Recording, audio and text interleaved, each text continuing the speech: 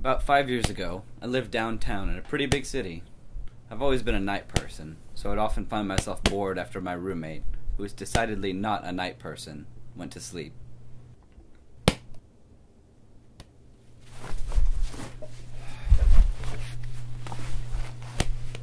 To pass the time, I used to go for long walks and spend the night thinking. I spent 4 years like that, walking alone at night, and never once had a reason to feel afraid. I always used to joke with my roommate that even the drug dealers in the city were polite. But all of that changed in just a few minutes one evening.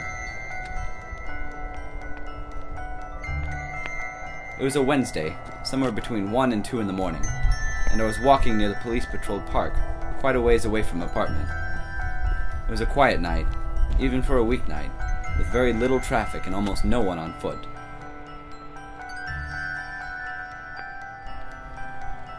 I turned down a short side street in order to loop back to my apartment. Then, I saw him.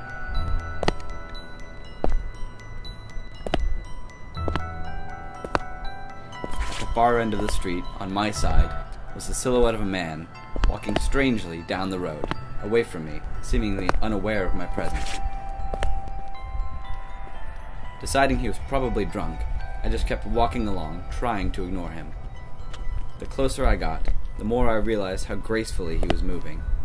He was very tall and lanky, wearing an old suit.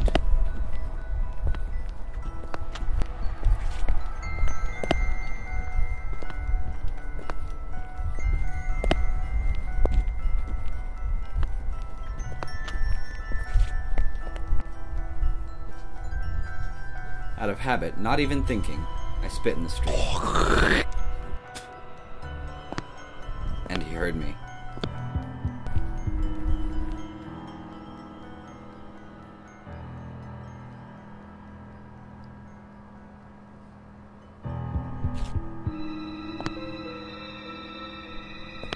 His eyes were open, wide and wild, head tilted back slightly, looking off at the sky.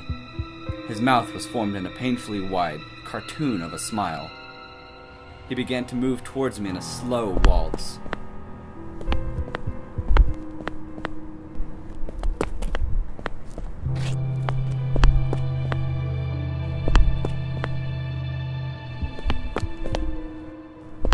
Between the eyes and the smile, I decided to cross the street before he got any closer.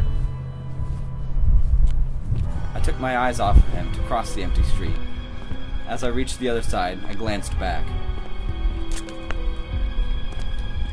And then I stopped dead in my tracks. He had stopped dancing and was standing, perfectly parallel to me. He was facing me, but still looking skyward, smile still wide on his lips. I was completely and utterly unnerved by this. I started walking again. I kept my eyes on the man. He didn't move. Once I had put about half a block between us, I turned away from him for a moment. Still unnerved, I looked back to where he had been standing to find him gone. For the briefest of moments, I felt relieved, until I noticed him. I was so shocked that I stood there for some time, staring at him.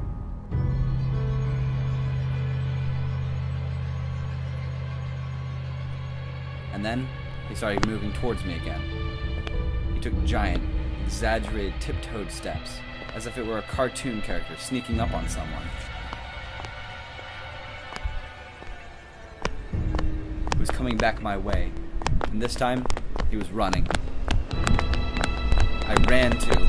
I ran, and I didn't stop. I kept looking back, expecting to see a smiling face and wild eyes, but I lost him after a few blocks of terror-fueled sprinting.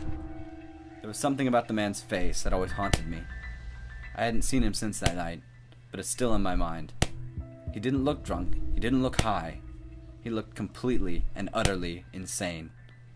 God only knows what would have happened to me if he had caught up, or if I had just waited a second longer to run. One thing's for certain, though. I'm safe now, and he will never, ever find me again.